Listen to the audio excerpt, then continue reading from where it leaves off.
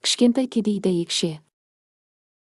Дәйекше деген шағын әрпі бар. Кішкентай, сүйкімді, мейірімді, достары көп. Бірақ ол да депрессияға ұшырады, өйткені оны қорлайтын 5 әрпі бар. Күнде олармен кездескенде, олар оған жылап тұрғанша кет деп айғайлады. Қандай қатыгез. Олар кім? Олар Е, Г, Г, Г және Қ. Бұл 5 әріп кішкентай дәйекшеге сондай қатыгез. Қатыгездігі сонша достармен сөйлескен кезде де Т, және Л, Д және Е келді. Ал Е дәйекшеге неге келдің, кішкентай есектеді.